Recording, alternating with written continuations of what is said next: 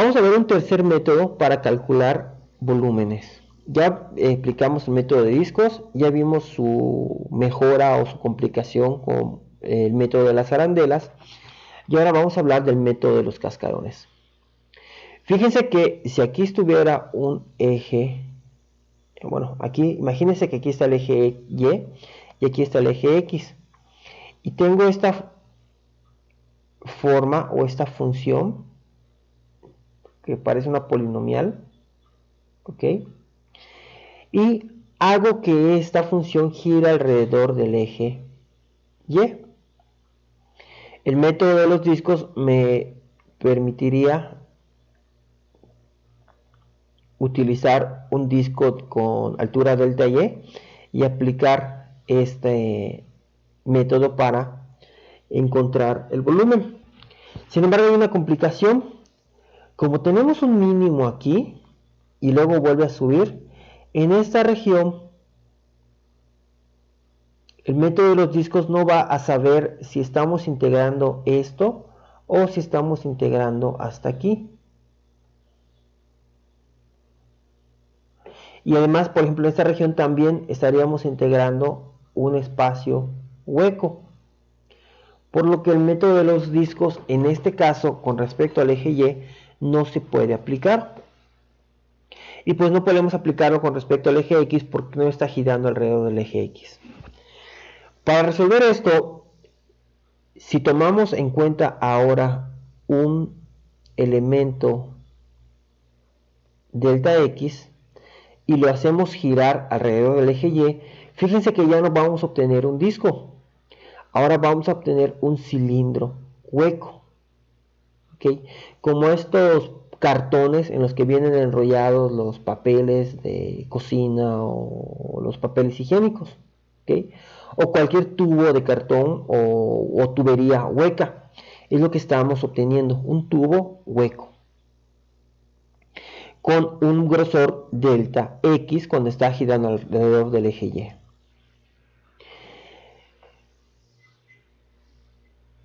También podemos decir que lo que estamos generando, como podemos ver en esta imagen, es una serie de cilindros que son concéntricos, como las muñequitas rusas, donde una muñequita va dentro de otra.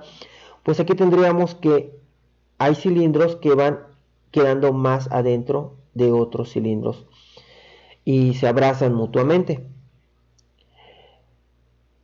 Como ustedes alguna vez ya habrán pues enfrentado a este problema de geometría, si yo quisiera conocer el área o el volumen, más bien el volumen de este elemento de integración, pues necesitaría conocer cuál es el área que tengo que integrar. Fíjense que ahora ya no puedo utilizar el área del círculo. ¿Por qué? Porque el área del círculo necesitaría el radio. Si yo quisiera el radio de esta arandela, pero esta arandela tiene una diferencial de X como grosor, entonces no puedo aplicar pi por radio al cuadrado, porque el radio tendría que ser delta X al cuadrado y eso no tiene sentido al menos en lo que estamos viendo hasta el momento. Entonces lo que necesitamos hacer es mejor utilizar delta X como una altura y mejor encontrar cuál es el área de la pared, ya sea interior o exterior, da igual porque la delta X es muy pequeña, de este cilindro hueco. Y lo que hacemos es cortar a la mitad del cilindro y luego estirarlo. Es como si cortáramos una tubería a lo largo de la tubería y la estiráramos. Cuando esto pasa, podemos ver que el área que tenemos que conocer va a ser igual a la altura de la tubería o de este cilindro hueco por su circunferencia. Y si yo quisiera conocer el volumen después de hacer este estiramiento de este elemento diferencial de volumen, pues lo único que necesito hacer es multiplicar por el grosor, que el grosor sería delta X. ¿Okay? Ese es el método del cilindro o de los cascarones. Entonces, cuando lo trasladamos ahora a una función, en este caso Método más general sería cuando tengo dos funciones que hago girar. Podemos ver que aquí vamos a generar una especie de cono doble y hueco. Entonces necesitamos conocer, cuando escogemos un elemento diferencial de X y lo hacemos girar alrededor del eje Y, vamos a formar estos cilindritos. Estos cilindritos necesitamos conocer el área, que como ya sabemos es la circunferencia por la altura del cascarón. Si solo tuviera una función y lo quisiera llegue hasta el eje X, o más bien la función de X es Y igual a 0, pues desaparece esta parte y solo necesitaría la altura como G de X. Como estamos viendo el caso más general, pues la altura que se genera en este caso sería la función de arriba menos la función de abajo. Y en el caso más general, entonces el área de este cilindro va a ser X o 2pi por radio por la diferencia de estas funciones, que es la altura. ¿Por qué el radio es X? Okay. Eso sí es importante. Si yo tengo, por ejemplo, este cilindro, el más pequeño que voy a formar está aquí. Y conforme yo vaya subiendo, creando cilindros más anchos, pues voy a ir cambiando el radio de estos cilindros. ¿Ok?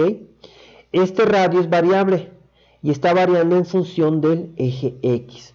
Por eso en este caso el radio es X y la altura es la diferencia de las funciones. De manera que, siendo el grosor de mi elemento volumen delta X, para calcular el volumen lo único que necesito hacer es multiplicar 2pi por X por la diferencia de funciones por delta X. Para calcular todo el volumen hago lo mismo. Sumo todos los cilindros concéntricos que voy a poder formar y al aplicar la definición del límite, esto me queda como la integral de 2πx por la diferencia de funciones por delta x. Recordemos, por ejemplo, en este caso, si g de x es nada más esta parte, la altura, como podemos ver, es cuando f de x es igual a 0. Entonces desaparece esta parte y solo necesitaría 2πx g de x diferencial de x. Okay. El caso más general es este. Ok, en los siguientes videos les voy a mostrar algunos ejemplos y voy a intentar hacer algún ejemplo en el que compare los diferentes métodos para que veamos que, al igual que con las áreas, si escogemos bien el elemento de integración, el método que escojamos pues va a ser indiferente y nos debe dar el mismo resultado. Fíjense que lo que podemos escoger realmente es entre el método de los cascarones y el método de los discos. Va a depender, primero que nada, alrededor de qué eje estoy girando. Y además, ahora sí, entre método de discos o método del cascarón, puedo escoger cuál ecuación despejada es más fácil de integrar. Vamos a tratar de encontrar un ejemplo de eso y voy a grabarme resolviéndolo para que ustedes puedan comprenderlo mejor. Les agradezco su atención, nos vemos en el siguiente video.